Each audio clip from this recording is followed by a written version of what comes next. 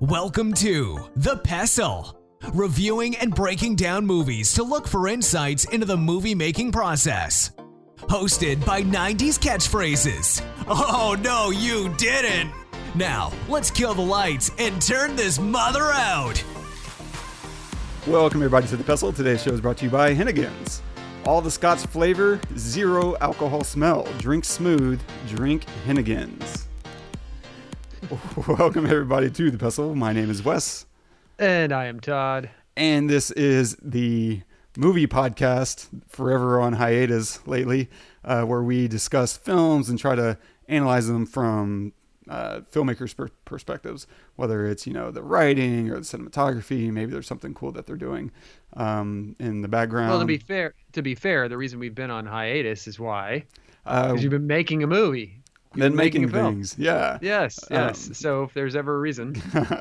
Yeah, it was the biggest project I've done to date. Like, it was a 35-minute drama written for a psychiatric hospital. It was interesting, and I love that they had this attitude because they wanted to make a staff training film that, was there to be representation of the experience of the patients, so that as a staff member watching this, you get the full scope of someone who's had a psychotic break or, some kind of mental health illness issue and has landed in your care. And now you can see that, they are very typical, normal people. I'm just catching them at the lowest point in their lives. And so by telling this dramatic telling of someone going through the system, you get to see them as a normal person who experiences some stressors and eventually has a psychotic break, lands in the hospital, and then gets better and goes back home and returns to being like a normal functioning person in society, but with new tools to kind of manage their mental health symptoms.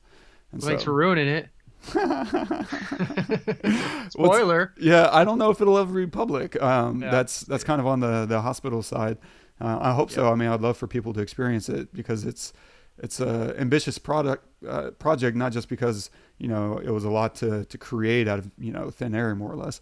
But it was also a VR film along with some 2D aspects. So it was a mixed project that I've never seen before, but maybe I just haven't seen enough VR projects to see someone mesh together 2D and 360 content for a VR headset before. But yeah, it was very cool. It was a hell of a process, man, from the writing to the writing gave me. Wrote it, huh? Yeah, I wrote this thing, and it's given me, I think, some confidence to try to create something bigger and even say, hey, why not take a bet on yourself and see if you can finally write a feature film. And I learned a lot of lessons from it, just in terms of how I like to structure stories. And I don't know. It was fun. Yeah, it was a lot of fun because I was in it too. Yeah. Cast me for a small part, and my daughter, my little girl, was in it, and she did it okay. There was that one moment where we wanted her to sing, and she always sings, but she just didn't want to sing. I guess just the camera. I don't know. Camera shy, yeah. But boy, that's what you get when you work with kids. Yep. They either do it or they don't. But the bed part, where she was just laying in bed, she did great. Yeah. And it was just so much fun to work with her. It was great and fun to work with you in that capacity. So thanks for having me. Dude, yeah. Thank you for doing it. I'm just really proud of you for taking it from nothing to completion, man. That's pretty amazing. Like we say on this podcast all the time, I don't want us to be looked at as critics. I mean, yes, we have opinions, and that's what we're talking about when we talk about movies. We have opinions, but I feel like, critics, they can forget sometimes that it's people that make this stuff from nothing. And usually from nothing. And so even when, I hate on Michael Bay films, I have nothing but respect for and all the people that work, the hundreds of people that work on all of his films. And I know what goes into making this kind of stuff, and it is daunting, especially from the beginning when there's nothing and you have a blank page and you're like, what the hell am I going to make? And then it takes that and to make something it's 35 minutes long and that actually like captures what the client wanted, but at the same time, what you want as an artist and what the viewer needs to see in their end. It's like you got to wear so many hats, so many writing hats, and so kudos to you and to Ricky, the producer, and it's just awesome, man. And if Really all that awesome. thank you so much. And if all that wasn't enough, we also did it in the time of a pandemic. So Yes, you want to talk Right. about wrinkles? We filmed in Austin and Seattle, so we had to travel midway through filming.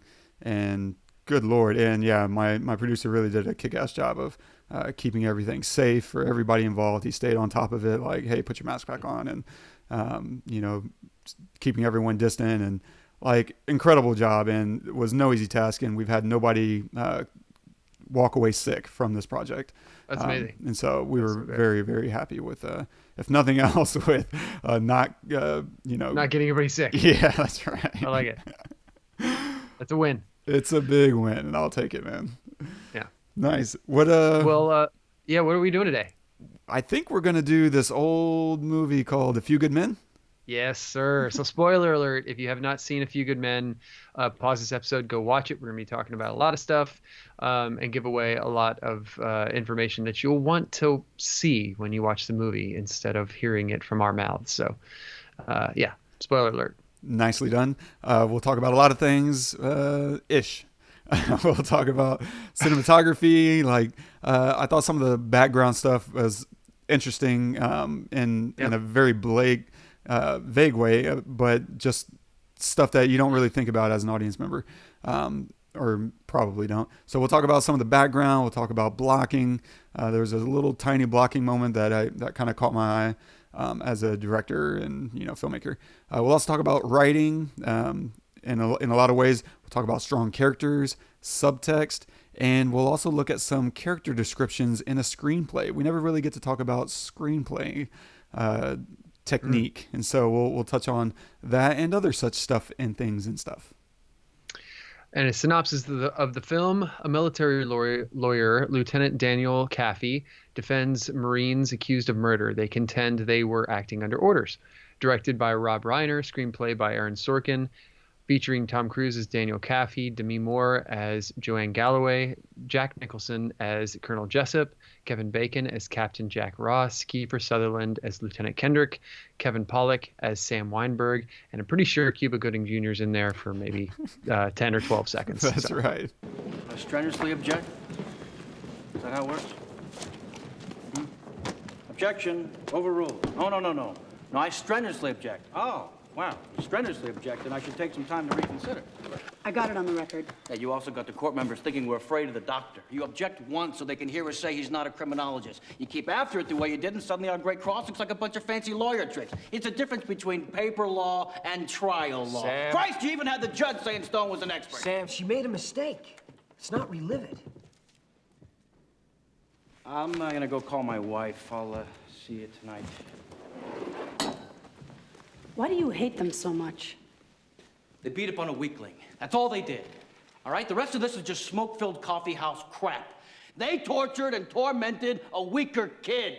They didn't like him, so they killed him. And why? Because he couldn't run very fast. All right. Everybody take the night off. I'm sorry. No, I know. Look, we were working 20 hours a day for 3.5 weeks straight. Just take the night off. Go see your wife, see your daughter, Joe. Go do whatever it is you do when you're not here. What day is tomorrow? Saturday. Start at 10.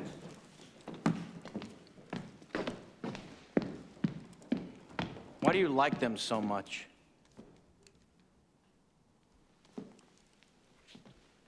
Because they stand on a wall.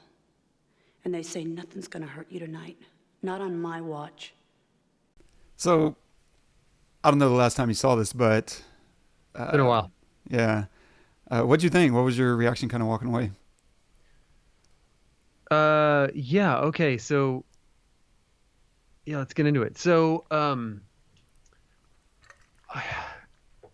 there's so much about this movie that I love, right? There really is. Like, I feel like the acting is fantastic. Tom Cruise is so good in this movie. I mean, I don't care what you think of him as a person, The guy is an incredible actor, and you just cannot help but watch him. I mean, the scene in there where Joanne tells Tom that tells Daniel that, like, you have them in the palm of your hand in the courtroom, like, she's right, but that's because it's Tom Cruise. He just, he's just really, really good at what he does. And you enjoy seeing him on screen. And when he's not, you're waiting for him to come back. That's why he's literally in 95% of the shots in this film. Like, he's almost never not in the shot. Obviously, Jack Nicholson, there's no one better. Like, he's fantastic in this role in particular. In these, like, really domineering roles, he just kills. So anyway. So with that, and then the story is really interesting too, and that, I'm glad you picked that scene, actually, because I felt like, and a lot of time I felt like what was it, Sam who was saying that? Was it? Yeah. Mm-hmm. I felt like Sam. I identified with what he's warring against, right? Like, the defense of the little guy, and how it's hard to defend these two guys because of what they did. Obviously, they're following orders, and that's part of what they do in the military is they break you down and build you back up, right? So it's kind of a war that he has, and I felt like I had that war too, watching the film. But at the same time, they do a good job of introducing you to those two guys, and making you understand why they just don't question anything, why they just do it, because if they question things, then people die, right? And they say it over and over and over and over in this movie. It saves lives, doing this terrible thing saves lives, and whatever. That being said, there was some exhausting exposition in this film. Like, what you just played was way too much. Like, you don't need, she is a trained lawyer. Even if she made a mistake, another lawyer is not going to explain to her in that much detail why it was a mistake. They're going to say, what the hell were you thinking? And they're going to have like a dialogue that's not going to be so descriptive, right? Yeah. And obviously that was for us as the viewer, and that's annoying, right? With that said, it was informative to me. Like, when he said that, I was like, yeah, that does make sense, and I didn't necessarily think of it in that way, but it would have been just as good, if not better, if I hadn't heard it. Right. If he hadn't explained all that detail. And then there's a couple of shots like, thinks he's going to lose. So he goes and sits by a damn river, and we have his, like, his silhouette against this dark city line. It's like, come on. Or he's out drinking and wet in the rain, and like, that's so early 90s. Oh, so this came out in 94, 92. I believe. 92. So yeah. It's still the 80s. Yeah. 92 is still the 80s. It's the hangover. Yeah. Yes. It's definitely the 80s hangover. So, and from the very beginning of the movie, the music screams 88, right? It's just so synthy, but not a good synth. It's like a Casio synth that, like, they were like, oh, we need a synth here. You don't have a synth? Let's go to Radio Shack and buy a Casio keyboard and just hit a key. Like, that's what it felt like cheesy and wrong. And I didn't really feel too much of that throughout the rest of the movie, just because I was watching, some really good acting. But I'll just cut it short there. I really enjoyed watching the movie. It was fun to see it again, and you're really just watching it for that last scene, for that last moment, the whole time. But it was fun getting there again, and I enjoyed it, So, but I did have those few issues with it. Nice. No, you bring up a good point, like just about how that opening scene kind of exemplifies, the conversation at hand. about his issue with what these two guys did, and it ends. I think kind of the thesis statement of the film probably comes at the very end, right when Kaffee tells Dawson, like, you don't have to wear a uniform to have honor. And I think that's kind of at the heart of it. You wouldn't necessarily know that throughout the entire movie, because everything is about how brave these men are for, standing on the wall and, being the watchman of the night and what have you, which I think gets a little bit into hero worship, but that's kind of what you would expect out of, a military setting is, reverence for what they're doing, because that's why they signed up. It's not like they signed up to just, stay home and play poker. They signed up because they understood that this could come at the sacrifice of your life. And so it makes sense that you would play up the ultimate stakes of the game, so to speak. But I love the point at the end is that, there's no inherent honor in wearing the uniform, and there's no dishonor in not wearing it either. And to see, a colonel was held accountable for his actions, just as, the actors, because I think at the heart of this film too is a little bit of the question of, Nazi in Japan, the Nuremberg trials, about, is it following an order make you innocent, or do you have some culpability for following an order to be wrong? So it makes sense that even though they were given an order, they were still held accountable for their own actions. And I love that Dawson has to explain to Downey what happened there. And again, it goes back to exactly what you're saying. It's exposition for us, the audience. And ultimately, I think Downey was a bit of I don't know, not a foil, but just an opportunity for exposition to have things explained to us. So normally you would have someone who's new. We don't have anybody new in this film. Like, everyone in this film understands all the legal requirements. And so they use argumentation as a method of exposition. Like, you believe this and it's wrong because blah, blah, blah. And so it's just an opportunity to explain the judicial system, specifically the military judicial system, which is different from what we are used to as a civilian population. Yeah, that's a good point, because the one piece of exposition I did appreciate them giving was the fact that if you accuse an officer of something without having proof, then you yourself will go to jail, right? Or be court-martialed or whatever. That was interesting because I, as a civilian, didn't know that. Yeah. And that obviously puts a lot of weight on what happens at the end, whether or not he does go down that road, decides to go to that road, and they have that long pause or whatever, and you feel it. And a lot of times, and I talked to my wife, to Jenny, about this afterwards. I was like, it was really interesting because, a lot of times when you watch movies like court movies and lawyer movies, law movies, I don't really feel the pressure when they say things like, oh, should I put so and so on the stand, or I don't know if I should put him. To me, I'm like, no, just put him on the damn stand. Like, what's the problem? Like, yeah, and ask him the damn question you need to ask him and accuse them of whatever. But in this particular case, it was like way heavier because, if literally he didn't get him to say that one thing, then he would go to jail. Making an accusation is suddenly has a lot of stakes. Right. And it really helped to know that. It helped give it that weight to know that. And they didn't beat you over the head with it. They mention it, and then they mention it, and then they just kind of refer to the action that would happen if he fails.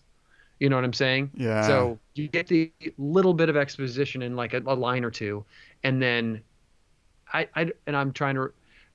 It's hard to remember if they refer to it again, the exposition part again or not, but I don't think they do. I think they just tell you what would happen. No, I think they do, because whenever Tom Cruise or Kaffee starts making the accusation, Kevin Bacon's character, Captain Jack Ross, stands up and he just goes on this long tirade about, we need to dismiss the colonel, and we also need to bring him up on charges for putting him for making accusations without any evidence, blah, blah, blah. He goes through everything right then and there. Yes. And it lands on the judge to make a decision right then and there. And he's like, yes. let's hear him out.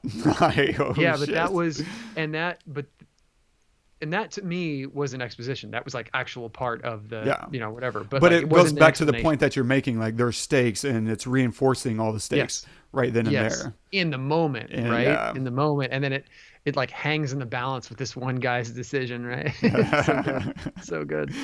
Anyway, sorry. No, it's great. I mean, it's what makes a courtroom drama so satisfying, are these moments. And if they're not clearly articulated and set up, then the significance and the suspense just won't be there. You'll just be like, yeah, okay, whatever, like moving on. It was, fantastic. Yeah, I have a big, fondness for this movie. I think this was the big transition for Aaron Sorkin from, playwright to screenwriter. And obviously he hasn't looked back since. But I'm always surprised to see that Rob Reiner directed it, because I always think of Rob Reiner as like a rom-com or a comedic, director and actor. And so it always catches me by surprise every time I see directed by Rob Reiner. I'm like, oh yeah, that's right. It does catch me by surprise, but after I saw it, I was like, that kind of makes sense, man. There's this underlining humor throughout the entire film. It kind of makes sense because of films I feel like he shot later after it. Yeah. What else did he do? Did he do Sleepless? Like what? Yeah, he did Sleepless. I just feel like, anyway, there were these, and I can't even explain to you why. I'm not that proficient in cinematography myself, but now I got to look it up because I don't. Maybe Sleepless was Penny Marshall. No, directed by Nora Ephron. My bad. But now I just want to glance through Rob Reiner's catalog here, because he is one of the greats. I'm pretty sure he did. What? Oh, that's his actors. And that's the crazy thing. He's such a huge actor as well. It's nothing this guy doesn't do. Good Lord. He did Spinal Tap. When Harry Met Sally? Yeah, I didn't realize that's the one I was trying to think of. Not Sleepless in Seattle. When Harry Met Sally. Misery he directed. Jeez. That movie messed me up. He did Spinal Tap. Obviously, The Princess Bride. That's kind of the gimme. I don't think this was. Was this the original Spinal Tap? Was there? He did. Yeah. That's crazy. Just an outrageous list of accomplishments. Good Lord. But yeah, I mean, and the cast is just an all-star cast. Like, you couldn't ask for much more than everyone you get here. Like Tom Cruise, Demi Moore, Jack Nicholson, Kevin Bacon, Kiefer Sutherland, Kevin Pollak. Like you said, Cuba Gooding takes on just this, 90-second role, just kind of jumps in, jumps out, and you just feel the weight of this thing feeling with significance. And there was also, I noticed a small cameo of Joshua Malina, who goes on to work on other Aaron Sorkin projects. He was in, I think, Sports Night and The West Wing. But if you saw Joshua Malina, you'd probably recognize him from one of your favorite TV shows. But yeah, it's just filled with, talent. And so I don't know what else you could want as a first time, screenwriter getting your shot, like every opportunity right on his face. But I'll jump into a few cinematography things that I guess coming off of my project, I was just kind of admiring. And one of the things was like the background extras specifically. If you look through a lot of these scenes, especially exterior scenes, like the military exercises going on, right? You have a drill and you have PT, like all those Marines doing the 21, not 21 gun salute, but their rifle drills. I don't know what you call that stuff, to be honest. And you have soldiers milling about the base. Then you get into the courtroom, you have the gallery, the jury, the guards, the co-counsel, and just so many people in it. All is there to sell the world, and it sets the scale of the universe that you're on so that you're grounded and you're able to kind of suspend disbelief that much easier. Because if you kind of cut directly into the courtroom, that's fine, but it doesn't really help cement the idea that you're on a base, you're in the military, and you're watching people who are in the military. And so filling out the courtroom, and it's tons. I mean, just in the courtroom alone, you probably have 25 or 30 extras that are no lines. They're dressed up, right? You got to send them through wardrobe, and you got to make sure that they fit the part, and they kind of speak to some element of the trial. Like you have your court guards who are just kind of standing by the doors. And then you also have people who may be family to the accused, or maybe family to even the counsel. And you spend all this money because you might think, oh, whatever, you spend a few $100 at, per person and whatever. Suddenly, though, you have to realize if this isn't your production, if this isn't like a multi-million-dollar Hollywood project, you have to fund this yourself. So it's not just, oh, $300, it's whatever, 30 people times $300. So now you're out $9,000 for one day for one scene.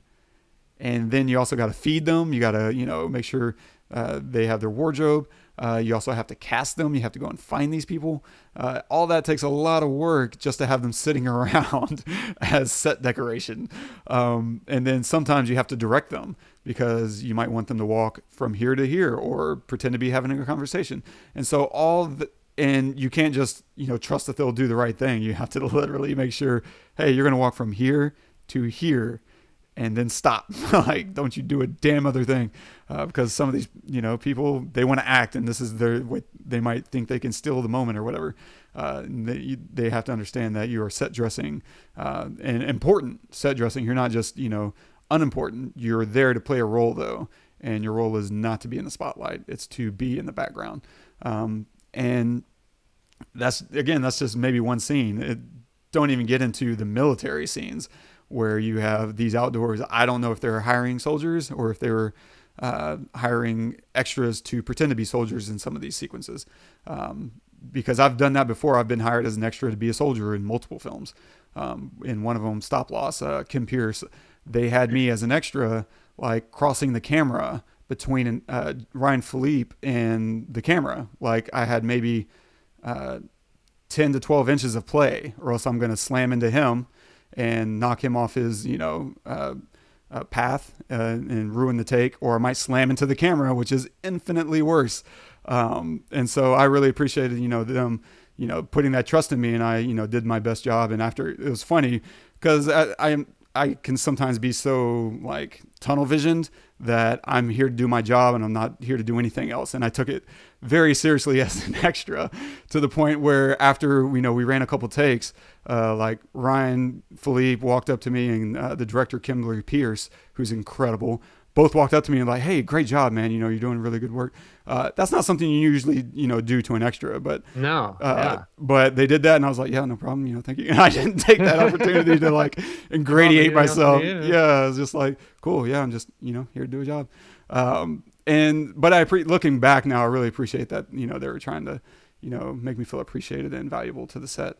But that's your job as an extra, like, is to do a thing. Don't get a big head and don't try to steal the show. Do your fucking job and get out. And maybe you'll get called back, or maybe you'll run into someone later on down the line, or, maybe you just get to say, hey, there's me in that movie, and well done. But it takes a lot of effort, is my point, to make this universe feel like this universe is supposed to feel. And it doesn't happen by accident. And going on and further, unless you want to comment about background extras. No, I'm good. Yeah, I would imagine. I've done it, and it's awful. It is. 99% You get of the time. Yeah, no, you get treated like pretty grossly. Most of the time, honestly, as a background extra, you get crapped on a lot, and you get treated as a moron, which I get, man. You don't want to be treated that way, but at the same time, people do stupid stuff, and I just wish there was a better way to acknowledge that you're dealing with human beings and not goldfish. Like that's how you feel. Like someone's. I don't know how you treated your goldfish, but I loved mine. I treated mine very well. I guess. If we're talking literal goldfish, maybe not. Yeah, except maybe when we great. flushed them. Yeah, that was the ill part. But moving on. So there was a small thing they did with blocking that just kind of caught my attention. And again, this is so minute that I wouldn't expect anybody to spot this, and you wouldn't expect me to talk about this, or maybe you would if you listen often enough. But there's a scene where Joanne and Daniel, Galloway and Kaffee are walking into the courtroom, and this is right before they're going to put Downey on the stand. And they and Joanne is asking Kaffee, right? The doors are closed to the courtroom, and they're outside, and she's like begging and pleading with Kaffee to basically go slow, hey, or I guess it's more commanding, like go slow, don't fluster Downey. You promise you're gonna go slow? I'm gonna go slow. She's like, hey, everything's gonna be fine. Like she's trying to act like she's reassuring him. But there's this moment that happens right after that where they open the door and they walk inside, but Kaffee doesn't turn around and close the door. He keeps walking. He exits the frame and allows the door guard to close it behind him. And it caught me because it would be more human nature to close the door you just walk through. Instead, it looks better on camera to have the guard close it so that Kaffee can cleanly exit the frame. Because if you have him turning around, it starts to feel a little clunky. It starts to feel like, what, did he just enter his house? But having a guard close it adds to the ambiance of the courtroom, and it also makes it a cleaner visual of him entering the courtroom focused. And having someone else close it, the guard, makes everything less distracting and just cleaner in the edit. Because now we don't even have to see the door close. We see a little bit of movement on the door, and then we cut out. As opposed to if you have him closing it, you might want to see him a little bit more finishing that action. But instead, we can kind of just jump straight into the next bit because he's left the scene, the frame. Then if you cut to him again as he's interviewing Downey, it doesn't feel jarring. So in a lot of ways, it adds to the scene, but it's a very small detail that would have very easily just been, yeah, go ahead and close the door when you walk in. Were you raised in a barn? But it's a detail, and I love that kind of stuff. That's awesome. There was one thing that I found interesting, and maybe I'm reading it wrong. I don't think that I am, but it's where the doctor's on the stand, and we start in a close up, and we kind of just dolly out, and there's a vignette that's happening on the shot. And I don't think it's created by the lens. Like sometimes you might get a vignette, which is like a shadow around the edges of the frame. You might get a vignette because the frame or the lens is too small for the sensor. And so because the sensor is smaller, it's capturing if the sensor is larger than the lens, then it's capturing like the blackness that the lens isn't having light exposed to. And I'm doing a really bad job of exposing this, but you might think it's one thing, but I think what's actually happening there is the matte box. I think the top flag of the matte box is a little too low. No. And we're catching the top of the matte box flag. And the reason I think that is because it's uneven. There's no vignetting around the sides or the bottom of the frame. It's just the top of the frame. And what kind of cemented it for me is later in the shot sequence, we cut back to that same angle, but it's gone.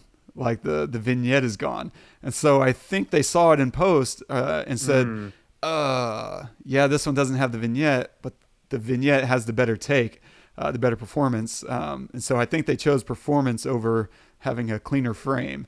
But they fixed it. Whatever happened on set, they noticed like, oh crap, the flag is a little too low. Let's move the flag up a little bit. That it's interesting that you mentioned that because for whatever reason that examination of the doctor felt very like what's the word where you're I can't even think of the word where you feel like you're surrounded. What is it? Where you feel like you're claustrophobic. It felt very claustrophobic.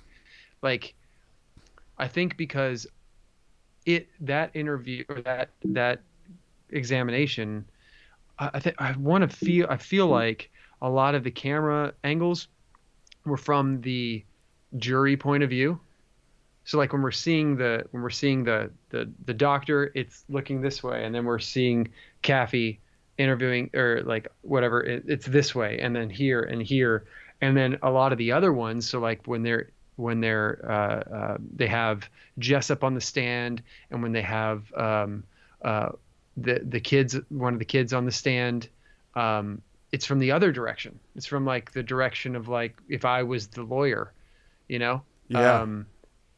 And that to me just, I guess it felt claustrophobic because I knew people were behind me, you know, from the camera point of view. I knew the jury was behind me, and I don't know why. And I'm not sure if that was intentional. It probably was, but why? I'm not sure. But it maybe to make you feel uncomfortable because you knew he was lying. He was really bad liar. Yeah, it was so I guess he was a good actor because he was a really bad liar. You could tell he was lying. Just his eyes being super wide and like almost like he had practiced his responses, you know, beforehand, you know, kind of thing. Yeah. Which I know they all do, but like practice his lying beforehand. That's really good. That was interesting. I'm about to Skype you the images if I can. I don't know if it works on Skype. Oh yeah. But I just found it really funny, and I want you to look at what I'm looking at, and I'll put it in the show notes as well, so that everyone gets to be. Let's see. Okay, I'm looking at my chats from earlier. We're not going to share that with our. No. Oh, no, that won't be. That will not be public. With our viewers or our listeners. Oh, that's hysterical. Yeah, and then after I let you look at this, we'll move into some of the storytelling stuff. Yeah, there it goes. And so, and scrubbing through it just now, I realized that there was one other shot where there's a bit of a top vignette. So maybe they did it at the end of one take of capturing Tom Cruise and then didn't adjust for the next take until they did. Like, but did you chat it to me or? Yeah, it's in the chat. Oh, I don't see it. Crap. Now it's in the chat. Oh.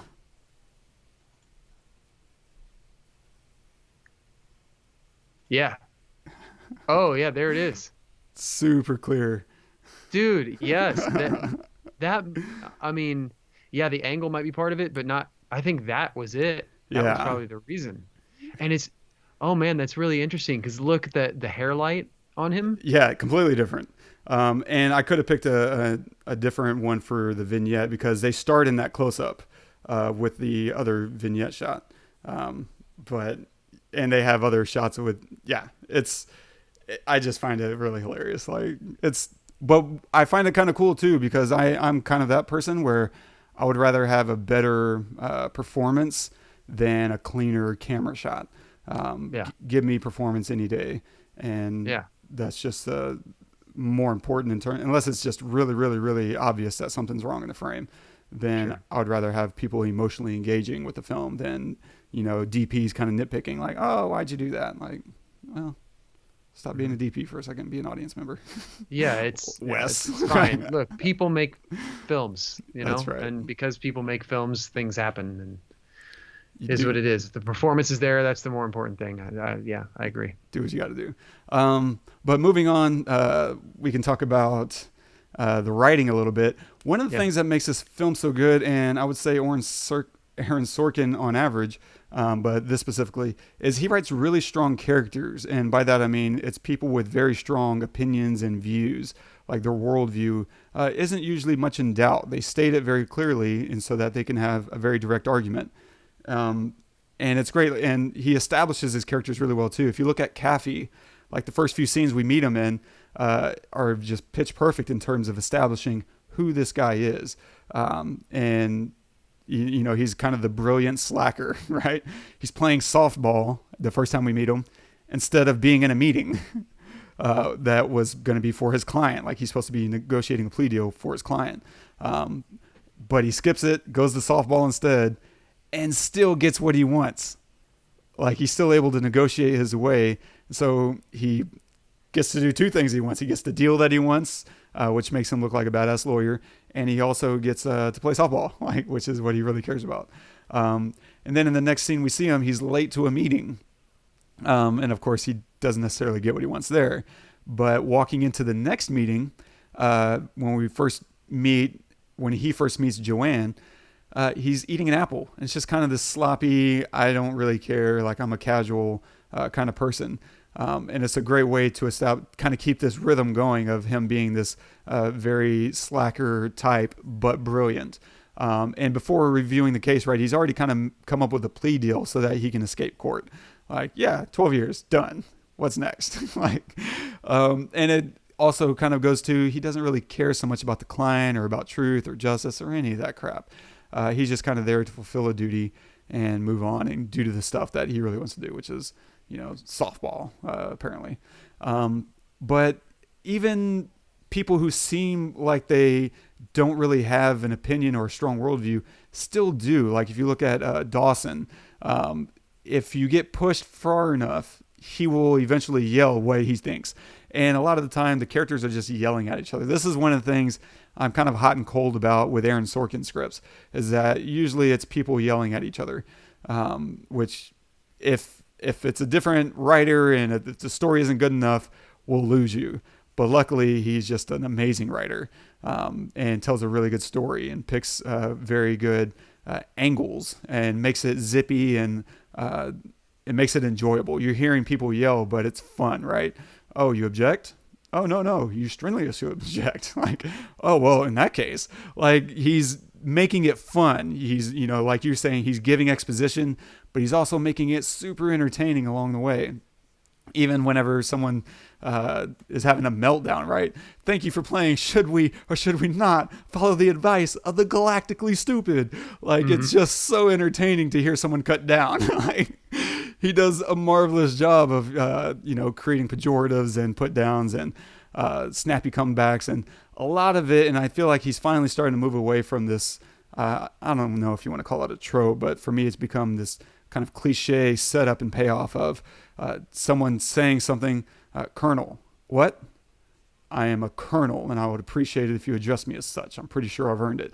Like someone might say something and someone says what, and it just kind of sets the tee on the ball, the softball on the tee so that someone can kind of hit it out of the park. And he's doing that constantly throughout, the first 10 or 15 years of his career. Like watch The West Wing, watch Newsroom, watch a lot of his stuff, which are all amazing, but they all have these kind of easy setups and easy payoffs, these straw man arguments that I'm going to create the argument that's really easy to knock down to make my character look like a badass. And he's constantly doing that, but because it's so enjoyable, he gets away with it. And he does a great job. So all the characters are arguing their viewpoints, which also brings to light the facts and issues of the case. And so none of it's ever put to waste. It's never really wasteful writing in the sense of there's utility behind it. And so he does the two things that most writers don't do well, which is I'm going to give you exposition and I'm going to make it really damn fun. Yeah. And I'm also, while doing that, I'm going to reveal character traits and character personality in the process.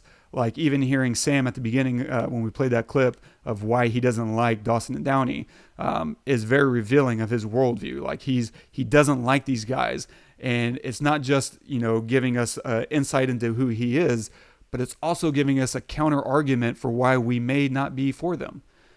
It's putting us in the seat of the jury, and we're constantly being evaluating of, is this true or is this not true?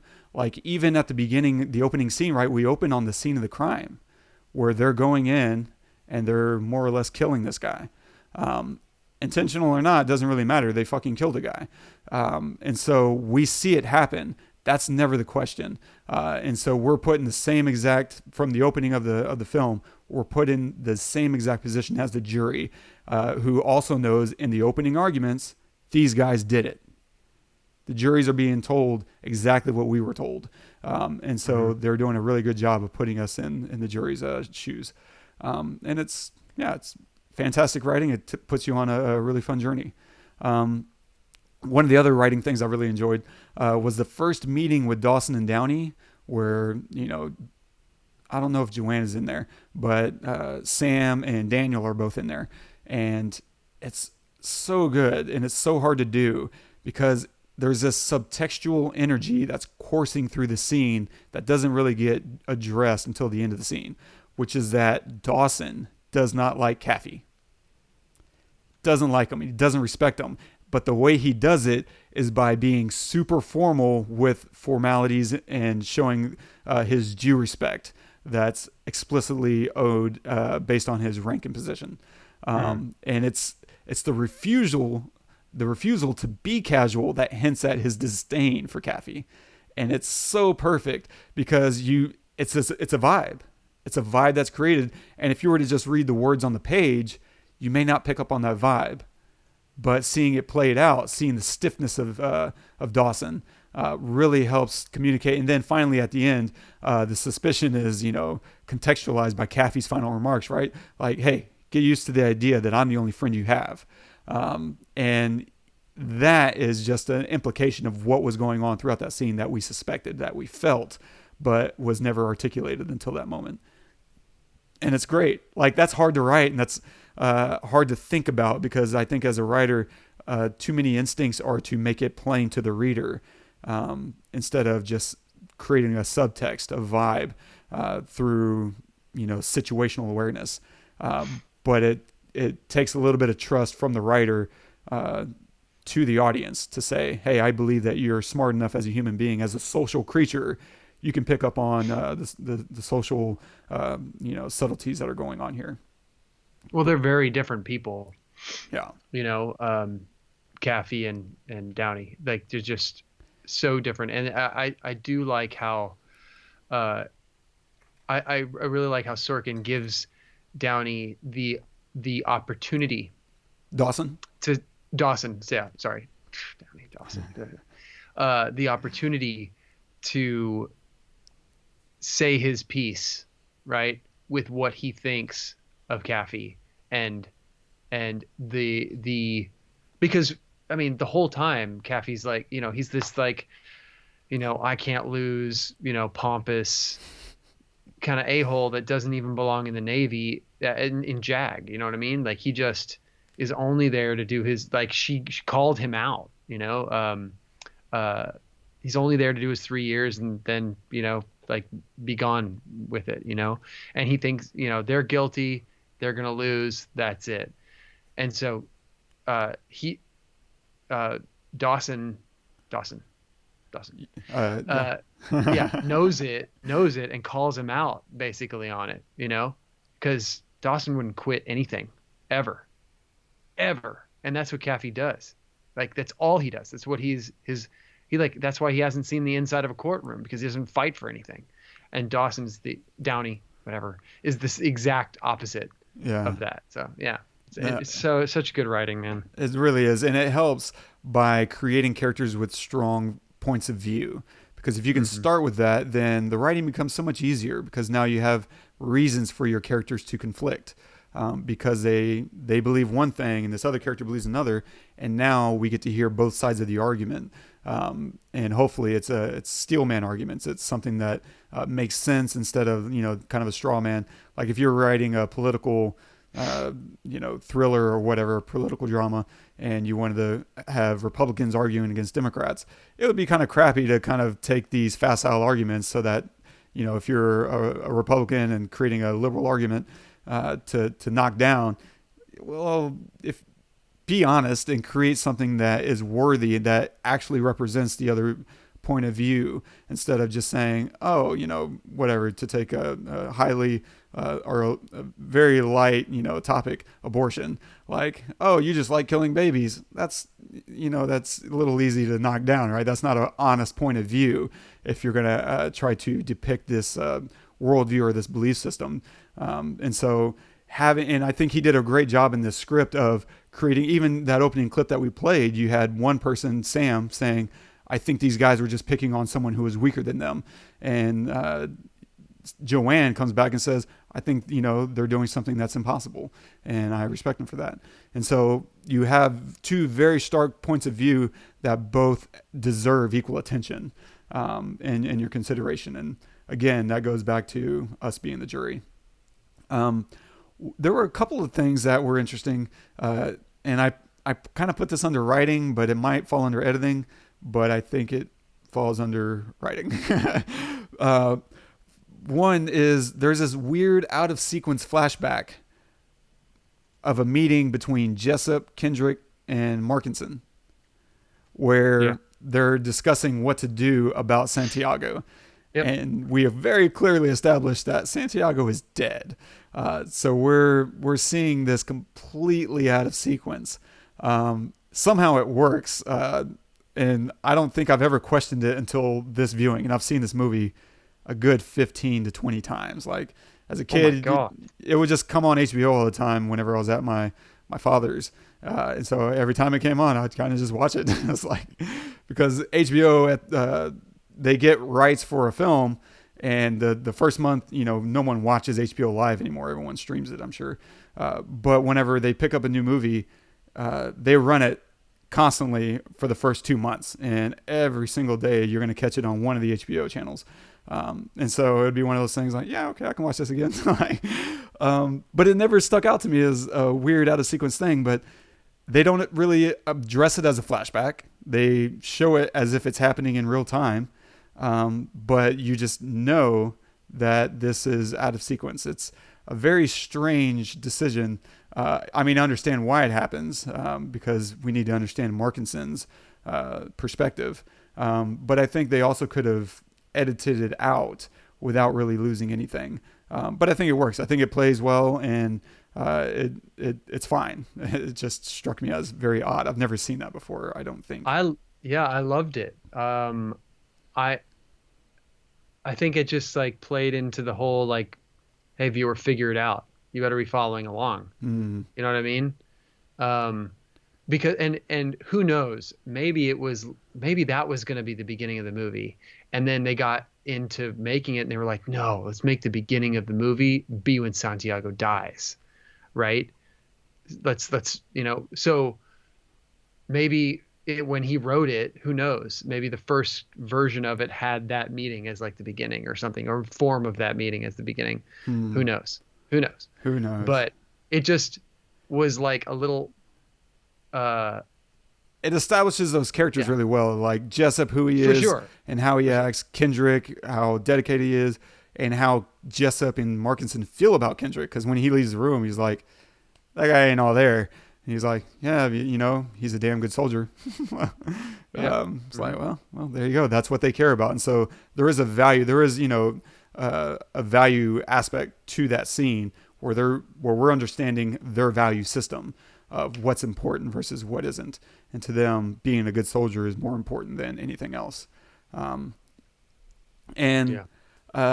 other thing that I thought was cool in terms of editing / writing was they're swearing in. I think maybe after the opening arguments, we see Kaffee sit down and they begin swearing in the first witness.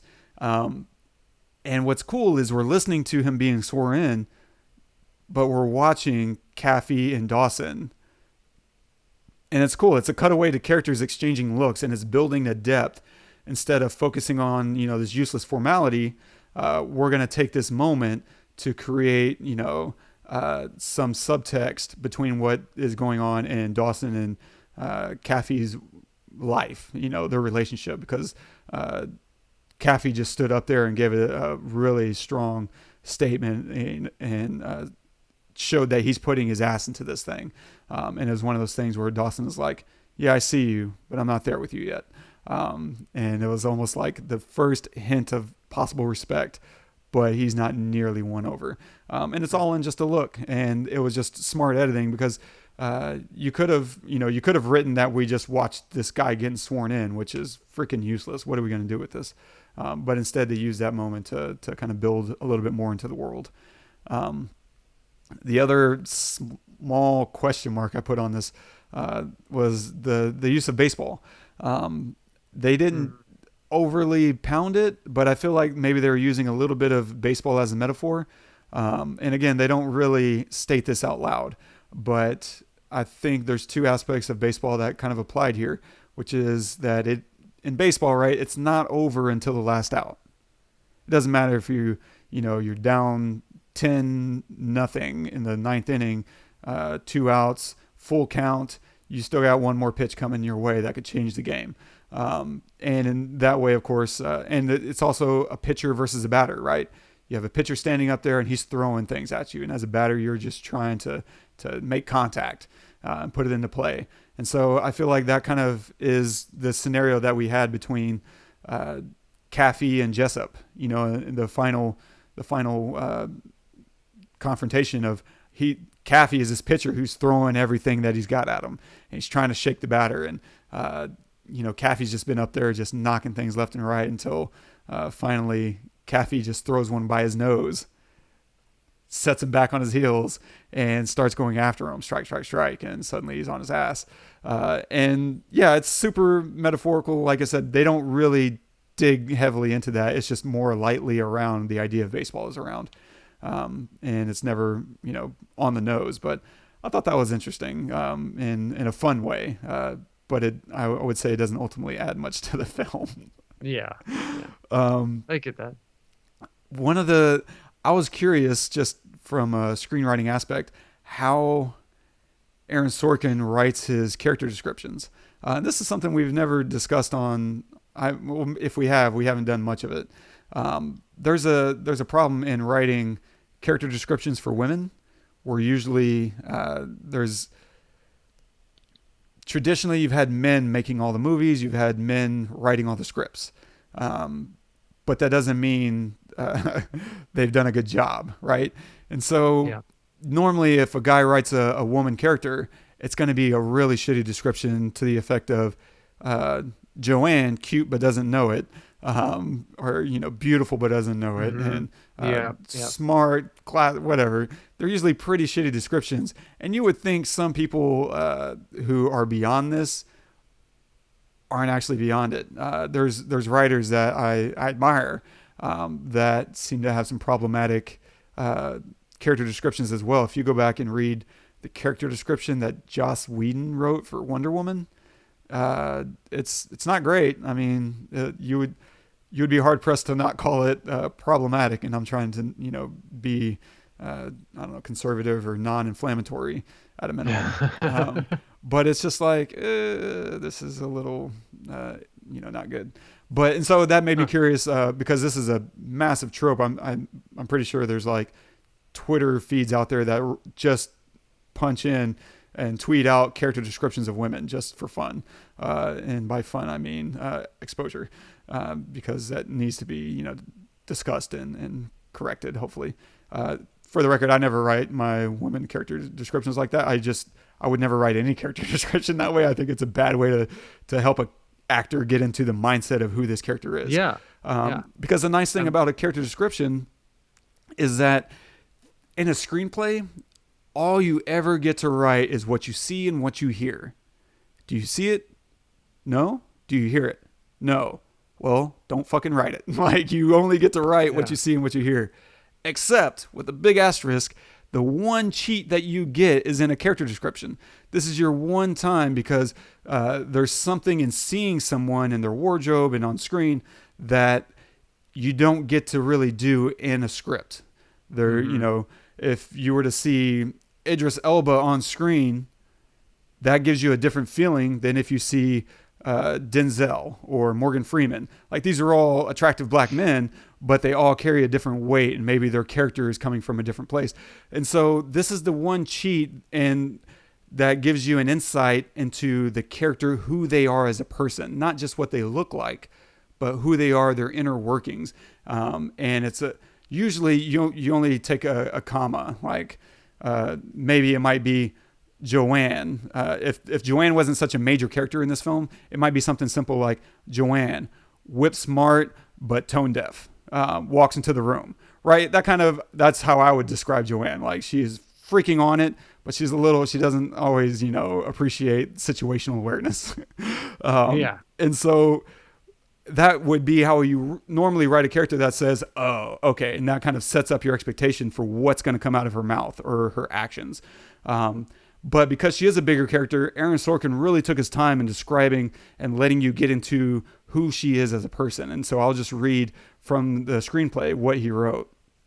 A woman. Great. And this is, just to remind everybody, this is a scene where she's walking after seeing all these Marine drills with the guns. We pan over to reveal Joanne, and she, is walking across the courtyard and mumbling to herself, like these really bad buildup of the request that she's going to make. And so in just this short time, this is what he says. A woman, as she walks across the courtyard toward the brick building, the woman is Joanne Galloway, a Navy lawyer in her early 30s. She's bright, attractive, impulsive, and has a tendency to speak quickly. If she had any friends, they'd call her Joe. As she walks, she mutters to herself, I'm Captain, I'd like to request, and that gets into the dialogue. Yeah. But that's a pretty good description. And I don't know if I would have included attractive. I think it makes sense for him to include it just because later in the film, like her sexuality, or she gets sexualized, I should say, not her sexuality, but she gets sexualized by multiple characters in the film. So to some degree, it might make sense to indicate that she's attractive.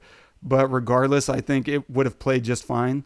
The thing I don't understand as a writer-director, I guess, of someone who, goes and wants to point out the attractiveness of a female character is it doesn't matter. I'm going to cast her. And if I'm not, someone else is going to cast her. And if they think she should be, XYZ look, they're going to cast for that. You don't have to tell someone what they're going to cast for.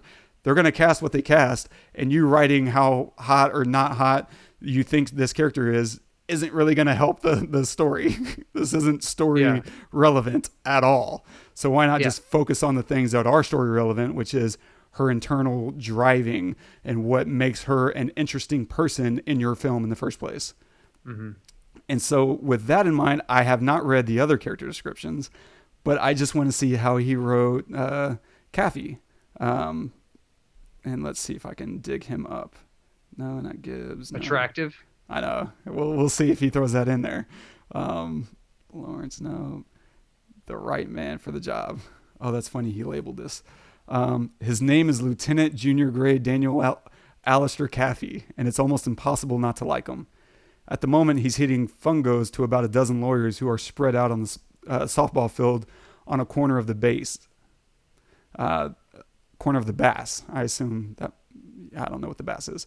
The 27 Yankees, they're not, but they could probably hold their own against a group of, say, Air Corps dentists. Kaffee's in his late 20s, 15 months out of Harvard Law School, and a brilliant legal mind waiting for a courageous spirit to drive it. He is, at this point in his life, passionate about nothing except maybe softball. Yeah, he didn't feel the need to point out that he's attractive, for better or worse. And, again, the inclusion of attractive, might be, I would say, lightly problematic, but it's not the worst offender when it comes to screenwriters. I have seen far, far worse. And so I would give Aaron Sorkin, who needs none of my kudos or, give a shit. I would give him like an A-. Like it's a pretty strong character description. It gives you a lot of information about who she is. And I think that's a lot to work with as an actress. However, I'm sure as an actor, if Demi Moore read that and was like, attractive, oh, thanks, buddy. And that might that still might, give you an eye roll, and rightly so. Regardless, Demi Moore knocked it out of the park. She's an incredible actor. Yeah, she's amazing. So is it a thing now to not say actress? Do you just say actor? Is it like a generic? Yeah, I'm a little bit all over the place. Like, I think it depends on the person. I've heard some actresses refer to themselves as such. And I've heard those same people also refer to themselves as an actor. And I think both are fine. I think if you call a woman an actor, that's perfectly fine. Yeah. But to your bigger point, is it problematic to call them an actress? I don't inherently think so, but I'm sure a lot of people will disagree with that, and I'm fine with that. Like, I don't have a big stake in that argument. And you can certainly point to the fact that I'm a dude, and rightly so. But yeah, I don't find it like my impression, I should say, isn't that it's super offensive or an offensive thing. But maybe it's becoming a little more antiquated in terminology. Yeah, I mean, it makes sense. Yeah. Okay. Nice. Yeah, that's pretty much all I had in terms of. So you've seen this like 15 times, so you must give it a high rating. What would you say? Yeah. At this point, I mean, I'm sure there's times when I'd give it a 10. I think at this point I'm at like a 9, just because I've seen so much Sorkin that some of the Sorkinisms start to wear on me a little bit. Like whenever he turns around and he's made the decision to go to court and be the lawyer, he turns around and gives them 90 seconds of detailed directions. Like I want a box of half dozen box of red pens, a half dozen box of black pens or whatever. Pens. I was like, you could have just said a box of red and black pens, but it's all there to add gravity and this sense of urgency and prominence to the mission they're about to undertake. It's let's load up on candy bars. We're going on a mission. Okay, got it. What about you? 9. Yeah, I would probably give it an 8. I think that maybe the last time I saw it, I would have given it, a 9. Just some of the shots are so dated and the music is just, I can't get past it. And you know how I am with music and movies. I mean, we both are really, honestly. And we're spoiled with Hans Zimmer and super now. So listening to anything but is kind of just less than. Not that I expected, that necessarily in this, being from the early 90s, but is definitely those aspects definitely dated it. And there are movies from the early 90s that I would give 10. So a solid 8. And that's mostly because of the acting and some of the writing, but very much less of the cinematography for sure. Yeah, and I agree with what you were saying earlier about Tom Cruise. I mean, he's such a good actor. There are very few Tom Cruise movies where I'm like, this is a bad movie, and he is a part of that reason. On average, 90% of his movies, I enjoy his performances. And he absolutely is a good reason to watch this thing, because watching him interact with Demi Moore, and obviously Jack Nicholson, it's all just magic, man. I love it. Yeah. Heck yeah. Agreed, dude. Nice. Man. So, what are you going to recommend this week? Man. Okay. So I've needed to laugh, and I think I've told you about this before. And I checked and I have not recommended it. So I'm just going to recommend it now. Mike Birbiglia's, stand up on Netflix, just all of it in general. But, he has one that came out. What year did it come out? It doesn't say, but it's called The New One on Netflix. And it's really good because a lot of times, comedians just get up and they tell you jokes, right? Or they be funny. But this one is different because it just leads to something. What? You already recommended this. I already looked. I didn't see it. Look at week 99, episode 99, no. Mindhunter. Yep. Oh, I was looking for Mike. Yeah. I just searched and I looked for Mike. So I was like, wait a minute. I thought I recommended this. Yeah. All right. Well, you tell me yours. God damn it. I was like, yeah. So I'm going to recommend this really badass new tool. Our friend Joe Howells created a cinema tool, and it's called Cinematlis, which is Cinema Atlas combined. Instead of 2 A's, it's 1 A. So imagine Cinema Atlas, .com, but only 1 A, Cinematlis. Because it's really cool. It allows you to do a few things. Sometimes you don't know an actor's name. And so it's kind of hard to Google that or look it up on IMDb, because you're like, I think this guy that I'm watching in A Few Good Men was also in Mindhunter.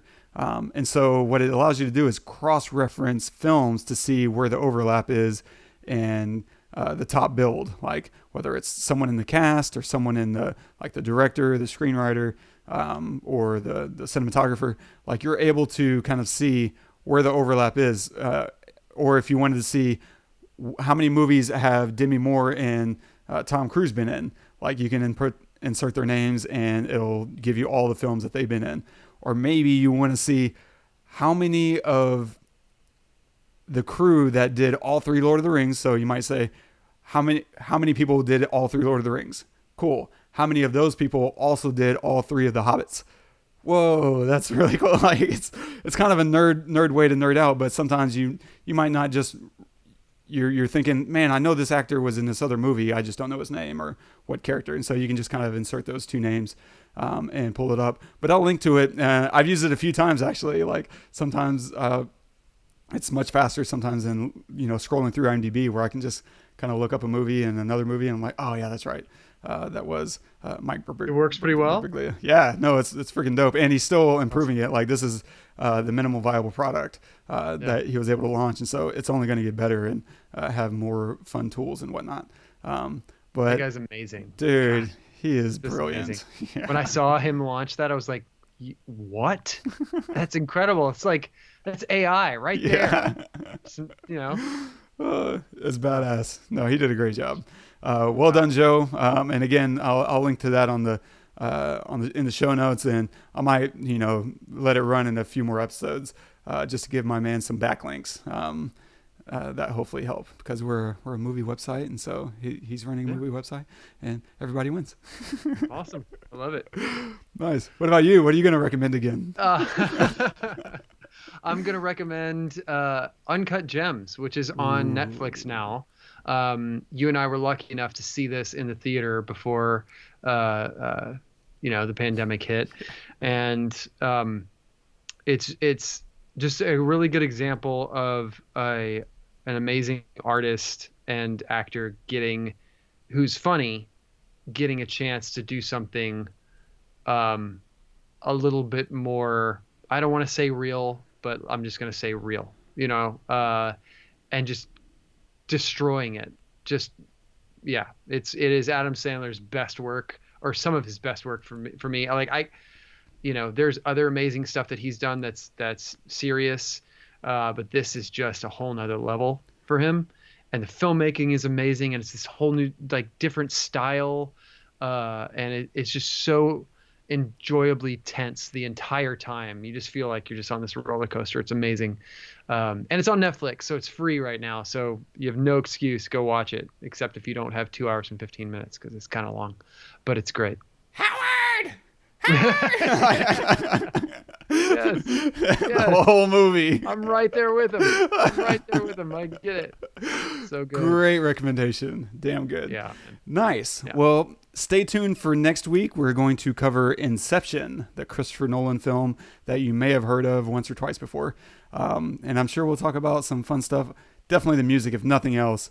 Like that soundtrack redefined the way people were making music and making trailers. Like the way trailers were made after that completely changed. And Christopher Nolan seems to have that effect on the industry. But I also want to say shout out to Junie Marie and so many people. We had a lot of great reactions to our last episode, which was 13th. And if you haven't listened to that one, go watch it on YouTube. I actually insert whenever I'm going through the cinematography for that post, I actually went through and inserted a lot of the visual references that kind of discuss the cinematography that I'm talking about, so you can see the literal stuff that as I'm discussing it. But we had a lot of great responses to that, and Junie Marie, made a really great comment. So did Izzy. Shout out to my man. And he had some really great things. You can check the show notes on that episode for that. But one of the things that Junie Marie pointed out was that, we can cover more black films. And so I think in the coming, forever, we'll be mixing in more black films. We tend to focus a lot on dramas and sci-fi and fantasy. And there's not a ton of black films in that category. And so right or wrong, we're going to remedy that. And so, every 2 or 3 films, we will intentionally mix in a black film at a minimum, and probably work in some other stuff, other people of color for sure, Asian film, or but in Latin, Hispanic film, if you will, but American centric. Like we've done foreign films, but that's not really what we're talking about. We're talking about the American experience seen through the eyes of other people of color, and so. There's a lot of great ones. There are specific ones that I do not want to cover. And that's going to be specifically, I don't want to do any slavery films, and I don't want to do any segregation films.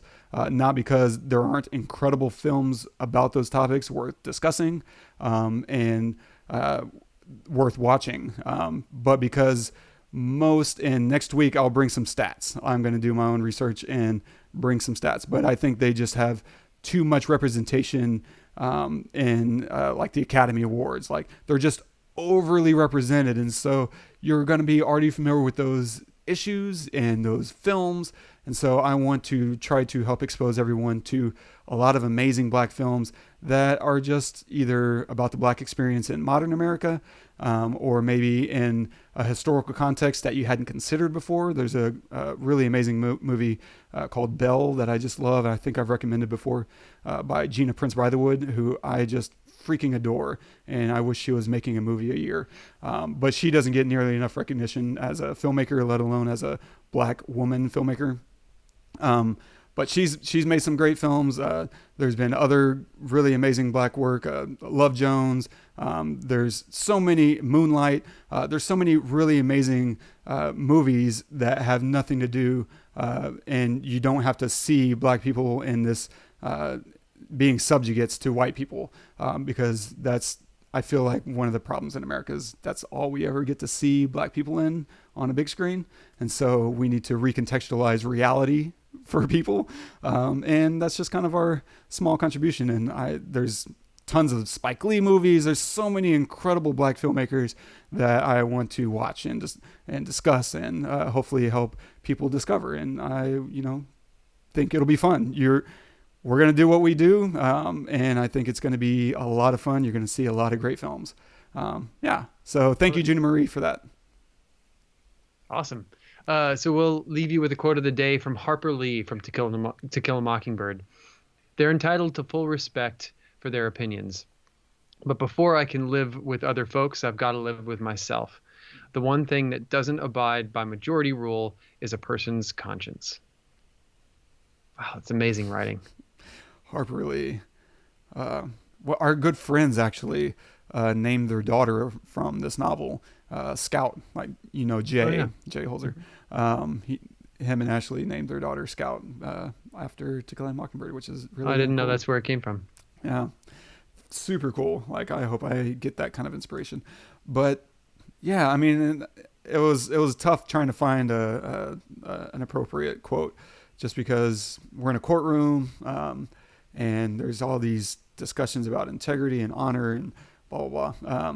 And so this is kind of what I landed on, and I love it. Contextually it's a little bit different, because if you haven't seen To Kill a Mockingbird, it's a little more racially motivated. By a little, I mean entirely. But it's still, the thing holds true, right? A person's conscience is individual, and it can't be dictated by a majority. And you have to live with your conscience. So hopefully you've been honing it to do the right thing. But yeah, incredible writing. Yeah, and it's so brilliant because it calls out the difference between an opinion and a conscience. I mean, you can have an opinion on something, and it can be affected by a bunch of other people telling you that is wrong, and then all of a sudden you can start thinking, oh, maybe that's wrong. But a conscience, like, that tells you something else. Like, that, like, is something deeper in you that says this is right or this is wrong. And you could hear 100 other people say, no, you're wrong about that.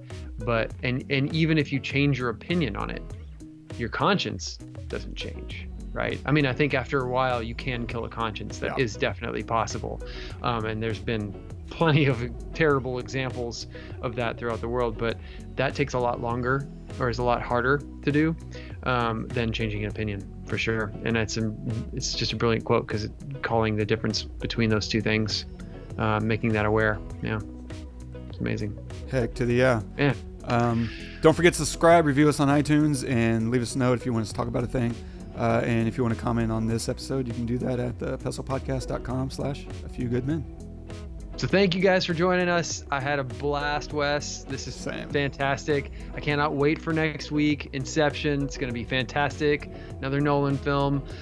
So make sure to watch that before next week. And until then, I'm Todd. I'm Wes. Go watch some movies. Shoot up.